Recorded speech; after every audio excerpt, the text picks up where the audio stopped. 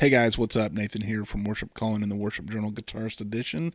We are continuing on the 10 most common mistakes I think we make as worship guitarists. And today we're looking at mic and mic placement. So I think this is a tough one because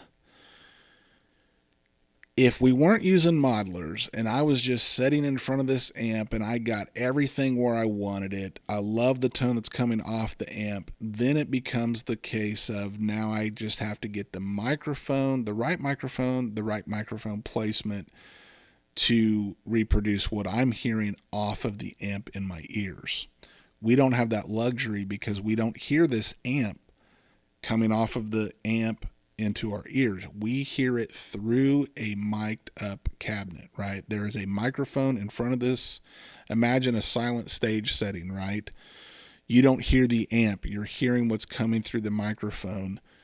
That's what you get. That's the way the modelers work. So we have to be thinking about our microphone selection and mic placement right out of the gate. So what do I do? Here's how I think about it, okay?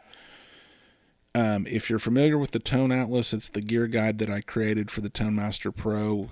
I've got multiple videos on it. You can check it out. It's a free resource. But one thing I like is I've got the frequency responses of microphones. It's got the graph for each microphone, letting you know how the frequencies respond to that microphone produces. Okay, so that can give you kind of a visual guide of if my tone is sounding really dark, maybe I should use this microphone instead of this one to be able to capture more of the highs or less of the lows, whatever the case may be. So the way I think of this is I'm a big fan of the default microphones and placement as well that Fender has set up on their amps. I haven't hit an amp yet that I was just like, ooh, that's horrible, I need to change it. I have changed them in some cases just for personal preference and kind of the preset that I was trying to make for that context. I have changed those things, but for the most part, Fender has done a really good job, in my opinion, of their default is really well done, in my opinion. And the reason I say that is because every amp that I've pulled up on the Tone Master Pro, no effects, no overdrives, no compressors, no nothing, just the amp. And I adjust the knobs, it feels very realistic.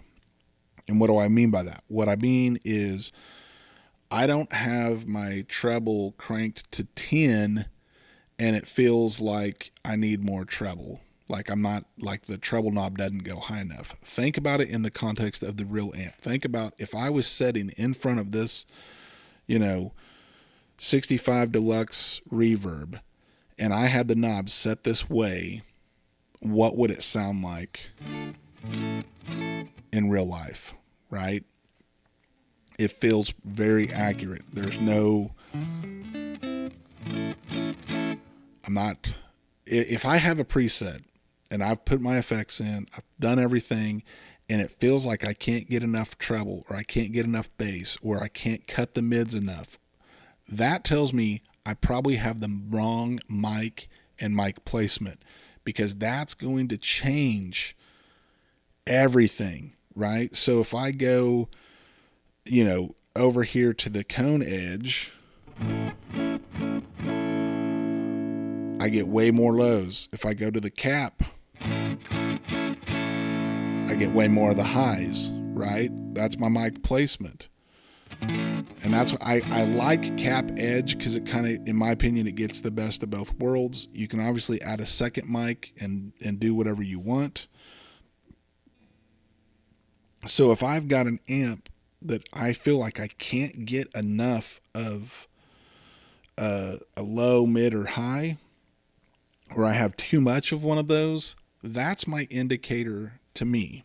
That's my indicator that I need to adjust my mic or my mic placement, because in the real world I shouldn't be running out of treble or mids or lows, right? My bass, my mids, my highs, I shouldn't be running out of those, or I should be able to cut those as much as I need on the real amp in the real world. So if I'm not, that's my indicator to me. I need to look at microphone selection and mic placement. So you think about those, you think about, the characteristics of all these microphones, right?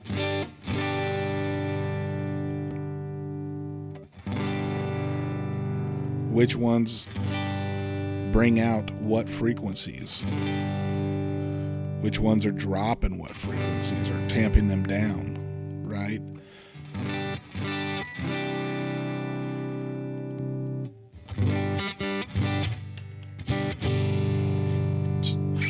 So you kind of pick which one you think is getting you closer to what you want. Distance, obviously.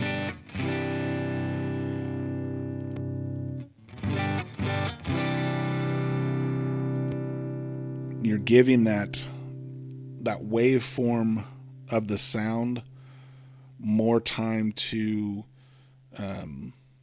be produced, right? If you get it too close, it's not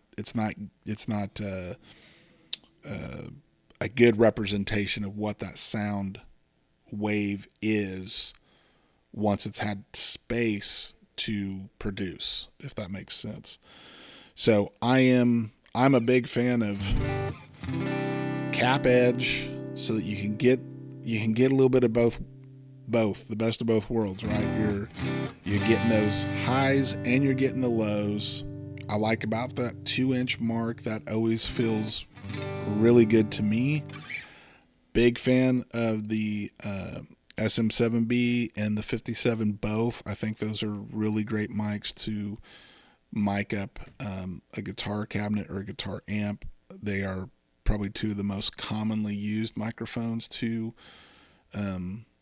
capture the sound of an amp or a cabinet.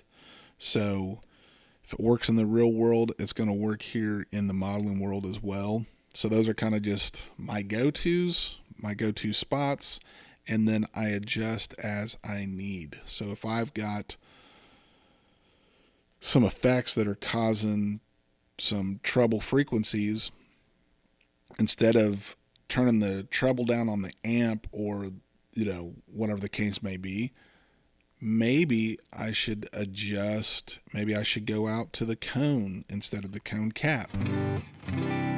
Kind of knock some of those highs off a little bit, right? Or go all the way to the edge, right? So you can almost think of the microphone and the mic placement as another set of EQ, right? I can EQ my sound using the placement of the microphone.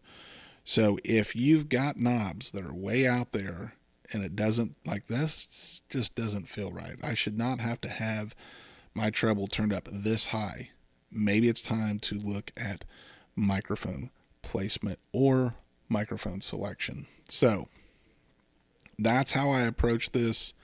I always try out of the gate just the amp, get my tone dialed in. If anything feels way out of whack, that's when I go to my microphone placement to kind of be able to dial those back in and get them back where there's those knobs are not at 10 or not at 1, right? I've got some headroom in my EQ to adjust because I've moved the microphone to compensate for I'm getting a ton of highs through it, right? And like I said, Fender's done a great job, in my opinion, of really getting kind of that sweet spot, the sweet mic for that amp. Their defaults are really good, but as you start adding things, if you start to feel like things are getting out of whack, use microphone placement as an EQ instead of always turning a knob. So hang out. We're going to continue going down all 10 of these most common mistakes I think we're making as worship guitarists. Subscribe so you don't miss any of them. And as always, make every strum count. I'll see you guys next time.